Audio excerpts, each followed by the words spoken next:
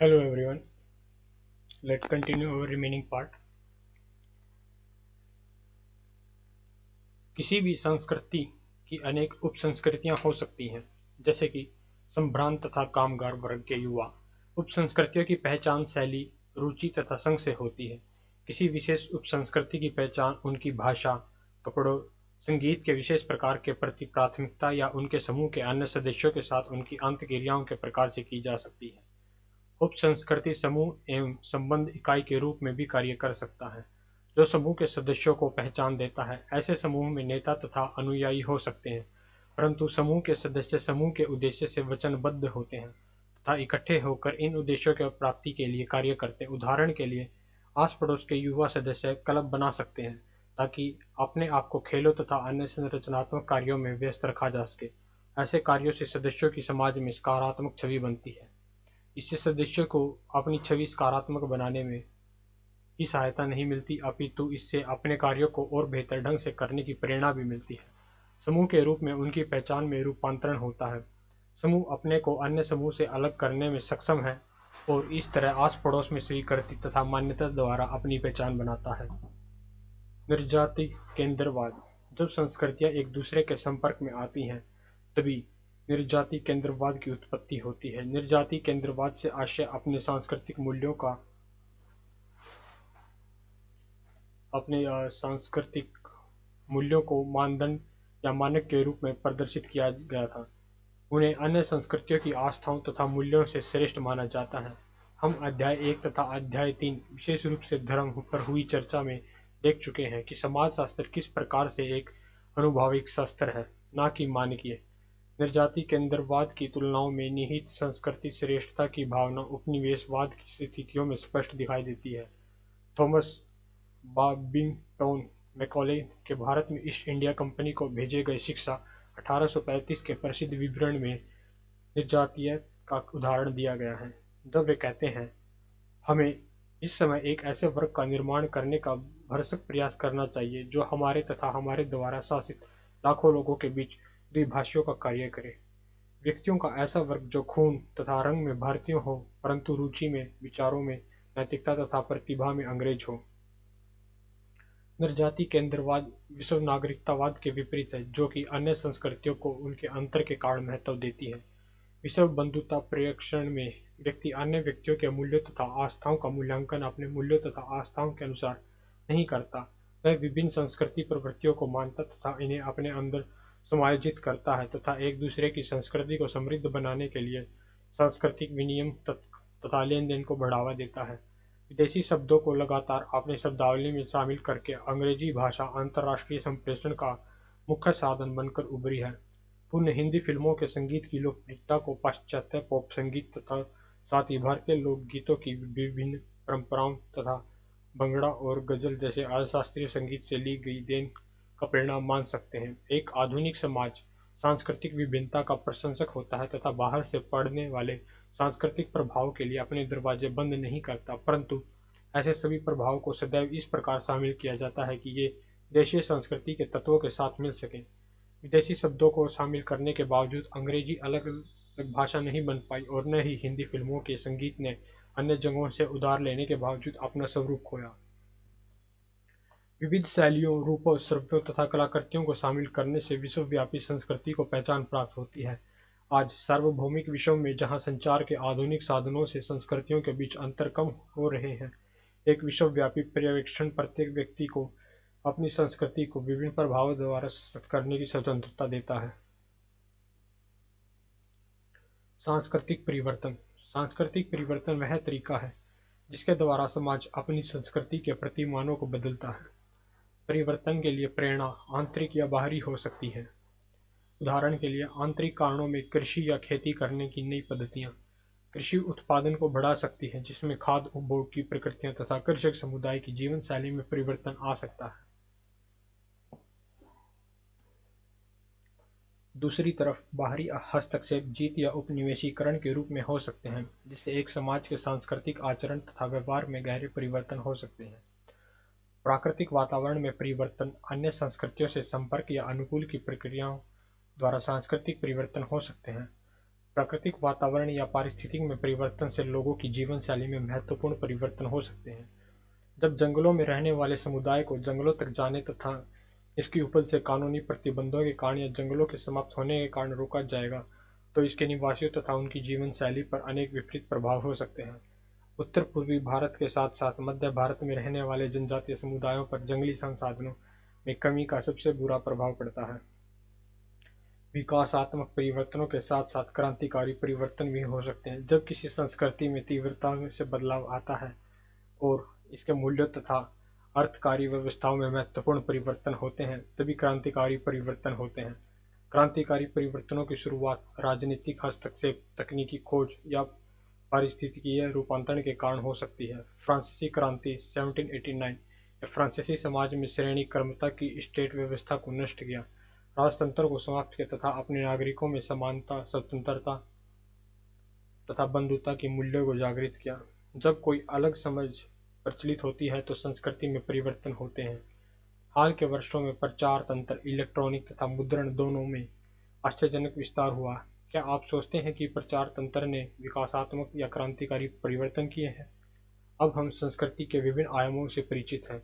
व्यक्ति तथा समाज के बीच की पारंपरिक क्रिया, जिससे हमने अध्याय 1 में शुरुआत की थी, के बिंदु पर वापस आने के लिए अब हम समाजीकरण की संकल्पना की ओर चलते हैं। समाजीकरण। मेरा विश्वास है कि हमारे चारों तरफ की सभी वस्तुएं संपूर्ण जीवन में शामिल हैं। पौधे, पशु, अतिथि, पूर्व उत्सव, लड़ाइयाँ, मित्रता, साहचर्य, भेदभाव, घृणा, ये सभी तथा इससे ज़्यादा वस्तुएं एक ही स्थान, मेरे घर में उपलब्ध थी। समाजीकरण। मेरा विश्वास है कि हमारे चारों तरफ की सभी वस्तुएं संपूर्ण जीवन में शामिल हैं। पौधे, पशु, अतिथि, पूर्व, पर्व, उत्सव, लड़ाइयाँ, मित्रता, साहचर्य, भेदभाव, घृणा, ये सभी तथा इससे ज़्यादा वस्तुएं एक ही स्थान, मेरे घर में उपलब्ध थी। यद्यपि तब कभी कभी जीवन जटिल दिखाई देता था। संस्कृति तथा समाजीकरण। अब मैं समझती हूँ यह कितना उत्कृष्ट था। मैं ऐसे बचपन की आभारी हूँ, शायद कि मैंने कभी भी किसी पीड़ित व्यक्ति को देखा हो। मैं महसूस करती हूँ मैं इस सब की संपूर्णता को समझ सकती हूँ। जन्म के समय बच्चा, जिसे हम समाज कहते हैं, या सामाजिक व्यवहार, उसके बारे में कुछ भी नहीं जानता है। परंतु जैसे जैसे बच्चा बड़ा होता है, वह केवल भौतिक संसार के बारे में ही नहीं सीखता है, अपितु अच्छे या बुरे लड़के लड़की से क्या तात्पर्य है, यह भी सीखता है। वह जानता है कि किस प्रकार के व्यवहार की प्रशंसा होगी तथा किस प्रकार के व्यवहार को अनुमति नहीं मिलेगी। सामाजिकरण को उस प्रक्रिया के रूप में परिभाषित किया जा सकता है जिसके द्वारा असहाय शिशु धीरे धीरे स्वयं जानकारी प्राप्त करता है। वह आत्मा जागरूक बनाता है, जो उस संस्कृति के तरीकों के बारे में भली भांति जानता है जिसमें वह जन्म लेता है। वास्तव में समाजीकरण के बिना एक व्यक्ति मानव की तरह व्यवहार नहीं कर सकता। आप में से अधिकतर ने मिदनापुर के भेड़िए के बच्चे की कहानी सुनी होगी। सन 1920 में बंगाल में भेड़िए की गुफा में 2 वर्ष की 2 बच्चियां पाई गई थी। वे पशुओं की तरह चारों पैरों पर चलती थी, कच्चा मांस खाना पसंद करती थी, भेड़ियों की तरह चिल्लाती थी तथा कोई भी भाषा नहीं जानती थी। ऐसी घटनाओं के बारे में जानकारियां विश्व के अन्य भागों से भी प्राप्त हुई है। हम अब तक समाजीकरण तथा नवजात शिशु के बारे में बात कर रहे थे, परंतु बच्चे का जन्म उनके जीवन को भी बदल देता है, जो उसके पालन पोषण के लिए उत्तरदायी है। वे भी नए नए अनुभवों को सीखते हैं। दादा दादी तथा माता पिता बनने पर नए नए क्रियाकलापों तथा अनुभवों से गुजरना होता है। बुजुर्ग व्यक्ति दादा दादी बनकर भी माता पिता ही रहते हैं। वास्तव में संबंधों को आगे बढ़ाने वाला संबंधों का यह समुच्चय विभिन्न पीढ़ियों को आपस में जोड़ता है। इस तरह से युवा बच्चे का जीवन सहोदर, भाई या बहन के जन्म से बदला जाता है। समाजीकरण जीवन पर्यंत चलने वाली प्रक्रिया है, लेकिन अत्यधिक महत्वपूर्ण प्रक्रिया आरंभिक वर्षों में घटित होती है, जिसे प्रारंभिक समाजीकरण कहा जाता है। द्वितीयक समाजीकरण एक व्यक्ति के जीवन पर्यंत चलने वाली प्रक्रिया है। हालांकि समाजीकरण का प्रत्येक व्यक्ति पर काफी प्रभाव पड़ता है, परंतु यह सांस्कृतिक कार्यक्रम की तरह से नहीं है, जिसमें शिशु अपने संपर्क में आने वाले लोगों के प्रभाव को बिना किसी विरोध के ग्रहण करता है। नवजात शिशु भी अपनी इच्छा व्यक्त कर सकता है। जब भूख लगेगी तो वह चिल्लाएगा तथा तब तक चिल्लाता रहेगा जब तक उसकी देखभाल करने वाले कोई प्रतिक्रिया व्यक्त नहीं करते। आपने देखा होगा कि शिशु के जन्म से परिवार की सामान्य दैनिक क्रियाएं किस प्रकार पूर्ण रूप से पुनर्व्यवस्थित हो जाती हैं। आपको पहले ही परिस्थिति, भूमिका, सामाजिक नियंत्रण, समूहों तथा सामाजिक स्थिरीकरण की संकल्पनाओं से अवगत कराया जा चुका है। आप यह भी जान चुके हैं कि संस्कृति, मानक तथा मूल्य क्या है। इन सब की संकल्पनाओं से यह जानने में सहायता मिलेगी कि समाजीकरण की प्रक्रिया कैसे चलती है। प्रथम दृष्टि में एक बच्चा परिवार का सदस्य होता है, परंतु वह एक बड़े नातेदार समूह, बिरादरी, खानदान, गोत्र आदि का भी सदस्य होता है, जिसमें भाई, बहन तथा माता-पिता के अन्य संबंधी होते हैं। जिस परिवार में बच्चा जन्म लेता है, वह मूल या विस्तृत परिवार हो सकता है। यह एक बड़े समाज जैसे कि एक जनजाति या उपजाति, गोत्र या एक बिरादरी, एक धर्म और भाषाई समूह का सदस्य भी हो सकता है। इन समूहों तथा संस्थाओं की सदस्यता प्रत्येक सदस्य पर कुछ विशेष व्यवहारिक मानक तथा मूल्य लागू करती है। इन सदस्यताओं के अनुसार कुछ भूमिकाएं भी निभानी होती हैं, जैसे कि एक पुत्र की, एक पुत्री की, एक पौत्र की या एक विद्यार्थी की। ये बहुविध भूमिकाएं हैं जिन्हें साथ साथ निभाया जाता है। इन समूहों के मानकों, मनोवृत्तियों, मूल्यों या व्यवहारिक प्रतिमानों को सीखने की प्रक्रिया जीवन के प्रारंभ से शुरू होती है तथा जीवन पर्यंत चलती है। एक व्यक्ति एक गांव में रहता है या शहर में, या वह किसी जनजाति से संबंधित है, और यदि जनजाति से संबंधित है तो किस जनजाति से। इस सब के अनुसार एक समाज में विभिन्न जातियां, अक्षेत्र या सामाजिक वर्गों या धार्मिक समूहों से संबंधित विभिन्न परिवारों में मानदंड तथा मूल्य अलग अलग हो सकते हैं। वास्तव में एक व्यक्ति जो भाषा बोलता है वह उस क्षेत्र पर आधारित होती है जिससे वह संबंध रखता है। वह भाषा भाषा के मौखिक रूप के नजदीक है या मानक लिखित रूप के। यह परिवार तथा परिवार की सामाजिक, आर्थिक एवं संस्कृति पृष्ठभूमि पर निर्भर करता है। समाजीकरण के अभिकरण। बच्चे का समाजीकरण उन अनेक अभिकरणों तथा संस्थाओं द्वारा किया जाता है जिनमें वह भाग लेता है, जैसे परिवार, स्कूल, समकक्ष समूह, अड़ोस पड़ोस, व्यावसायिक समूह तथा सामाजिक वर्ग, जाति, अक्षेत्र, धर्म आदि। परिवार। चूंकि पारिवारिक व्यवस्थाएं विस्तृत रूप से भिन्न होती हैं, अतः किसी भी तरह से शिशुओं के अनुभव विभिन्न संस्कृतियों में एक मानदंड के अनुसार नहीं होते। आप में से अनेक मूल परिवार में अपने माता पिता तथा भाई बहनों के साथ रह रहे होंगे, जबकि अन्य दूसरे विस्तृत पारिवारिक सदस्यों के साथ रह रहे होंगे। पहले मामले में माता पिता समाजीकरण के मुख्य अभिकरण हो सकते हैं, जबकि दूसरे मामले में दादा दादी, चाचा, चचेरे भाई या बहन का ज्यादा महत्व हो सकता है। एक समाज की समग्र संस्थाओं में परिवारों की स्थिति अलग अलग होती है। सबसे अधिक पारंपरिक समाजों में जिस परिवार में व्यक्ति जन्म लेता है वही उस व्यक्ति के पूरे जीवन की व्यक्तिगत सामाजिक स्थिति को निर्धारित करता है। यद्यपि जब इस प्रकार से जन्म पर सामाजिक स्थिति विरासत में प्राप्त नहीं होती हो, परिवार का क्षेत्र तथा सामाजिक वर्ग जिसमें वह जन्म लेता है समाजीकरण के प्रतिमानों पर अत्यधिक प्रभाव डालते हैं। बच्चे अपने अपने माता पिता या पड़ोस या समुदाय से व्यवहारिक विशेषताओं के तरीकों को ग्रहण करते हैं। वास्तव में कुछ बच्चे सामान्यतः अपने माता पिता के दृष्टिकोण को बिना किसी विवाद के अपना लेते हैं। यह समकालीन विश्व में विशेष रूप से सही है, जहाँ परिवर्तन इतना अधिक व्यापक है। साथ ही समाजीकरण के अभिकरणों में वर्तमान विविधता के फलस्वरूप बच्चों, किशोरों तथा माता पिता की पीढ़ियों के दृष्टिकोण में अत्यधिक अंतर पाया जाता है। क्या आप ऐसा कोई उदाहरण बता सकते हैं जहां आपने पाया हो कि आपके द्वारा परिवार में सीखी गई कोई चीज आपके समकक्ष समूह या प्रचार माध्यम या स्कूल से भी अलग हो? समकक्ष समूह। समकक्ष समूह एक अन्य समाजीकरण अभिकरण है। समकक्ष समूह समान आयु के बच्चों के मैत्री समूह होते हैं। कुछ संस्कृतियों में, विशेषतः कुछ छोटे पारंपरिक समाजों में, समकक्ष समूह औपचारिक रूप से एक ही आयु श्रेणी के होते हैं।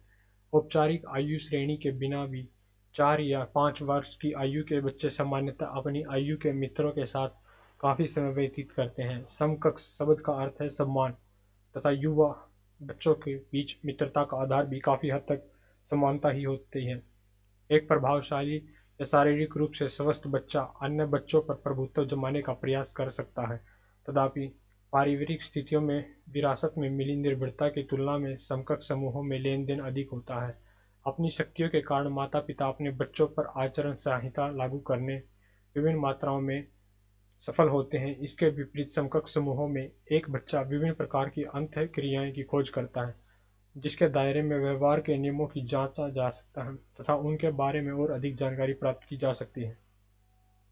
प्राय समकक्ष संबंधी व्यक्ति के लिए जीवन पर्यंत महत्वपूर्ण रहते हैं। समान आयु के लोगों के अनौपचारिक समूह काम की जगह पर तथा अन्य संदर्भ में व्यक्ति की मनोवृत्तियां तथा व्यवहार को निर्धारित करने में प्राय महत्वपूर्ण भूमिका निभाते हैं। विद्यालय विद्यालय एक औपचारिक संगठन है। यहाँ पढ़िए यहाँ पढ़ाए जाने वाले विषयों की एक निश्चित संख्या होती है। तथापि स्कूल भी एक हद तक समाजीकरण के अभिकरण होते हैं। कुछ समाजशास्त्रियों के अनुसार औपचारिक पाठ्यक्रम के साथ साथ बच्चों को सिखाने के लिए कुछ अप्रत्यक्ष पाठ्यक्रम भी होते हैं। भारत और कई अन्य देशों में कुछ ऐसे स्कूल हैं जहां लड़कों से कभी कभार परंतु लड़कियों से हमेशा अपने कमरे साफ करने की आशा की जाती है। कुछ स्कूलों में इसके समाधान के लिए प्रयास किए जाते हैं, जिसके तहत लड़कों तथा लड़कियों से ऐसे काम करने को कहा जाता है जिनके बारे में सामान्यतः उनसे आशा नहीं की जाती। क्या आप ऐसे उदाहरणों पर विचार कर सकते हैं जो दोनों प्रकार की प्रवृत्तियों पर प्रकाश डालते हों? जनमाध्यम जनमाध्यम हमारे दैनिक जीवन का एक अनिवार्य हिस्सा बन चुके हैं। आज इलेक्ट्रॉनिक माध्यम जैसे कि दूरदर्शन का विस्तार हो रहा है। मुद्रण माध्यम का महत्व भी लगातार बना हुआ है। भारत में 19वीं शताब्दी में मुद्रित माध्यम के आरंभिक वर्षों में भी अनेक भाषाओं में आचरण पुस्तकें काफ़ी लोकप्रिय थी, जिनमें यह बताया जाता कि महिलाएं एक अच्छी गृहिणी तथा अच्छी पत्नी कैसे बन सकती हैं। जन माध्यमों के द्वारा सूचना ज़्यादा लोकतांत्रिक ढंग से पहुंचाई जा सकती है।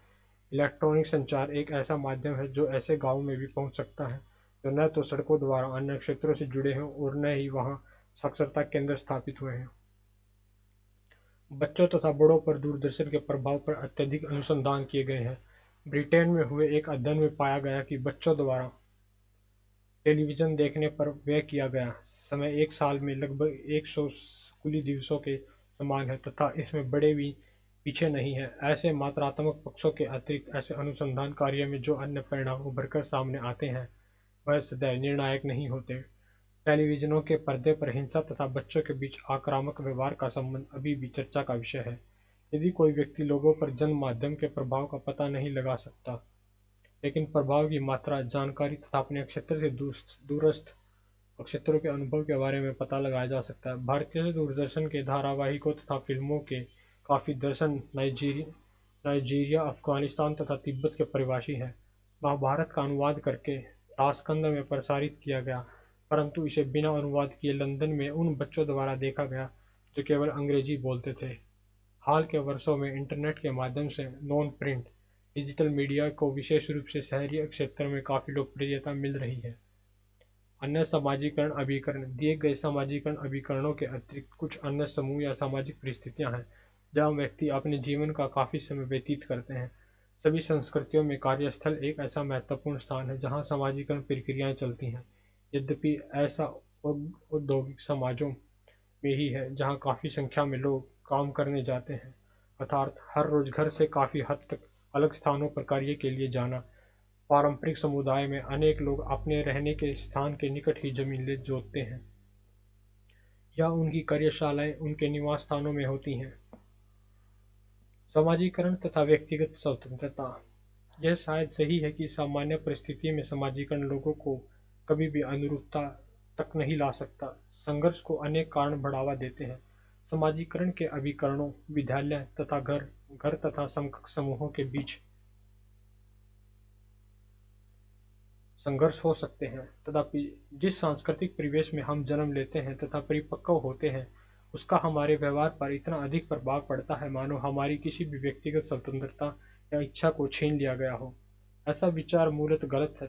तथ्य यह है कि जन्म से मृत्यु तक हम अन्य व्यक्तियों के साथ अंतःक्रियाओं के द्वारा अपने व्यक्तित्व, अपने मूल्यों तथा अपने व्यवहार को निखारने में संलग्न रहते हैं। अतः समाजीकरण भी हमारे व्यक्तित्व तथा स्वतंत्रता के मूल में है।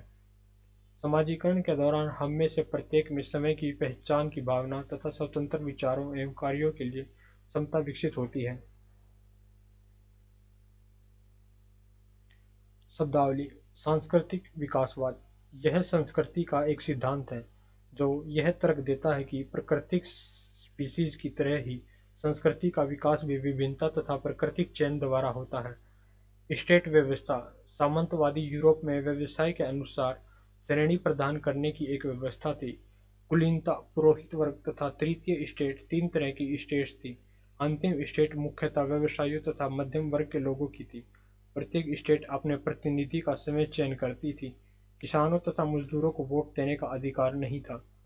बृहत् परंपरा, इसमें सांस्कृतिक विशेषताएं या परंपराएं शामिल हैं जो लिखित हैं तथा समाज के शिक्षित एवं सीखे हुए अभिजात वर्ग द्वारा व्यापक रूप से स्वीकृत हैं। लघु परंपराएं, इसमें संस्कृति की मौखिक विशेषताएं या परंपराएं शामिल हैं जो मौखिक तथा ग्रामीण स्तर पर स्वीकृत हैं। समय की छवि, दूसरों की निगाह में आपकी छवि। सामाजिक भूमिकाएं, ये किसी व्यक्ति की सामाजिक स्थिति या परिस्थिति से जुड़े के साथ जुड़े अधिकार तथा उत्तरदायित्व हैं। समाजीकरण, वह प्रक्रिया जिसके द्वारा हम समाज का सदस्य बनना सीखते हैं। उपसंस्कृति, एक बड़ी संस्कृति के अंदर लोगों के ऐसे समूह का निर्धारण करना जो प्रतीकों, मूल्यों तथा आस्थाओं को बड़ी संस्कृति के से अक्सर उधार लेता है तथा पराये इन्हें विकृत, अंतर्जनित या विपरीत कर देता है ताकि अपने आप को अलग दर्शा सके।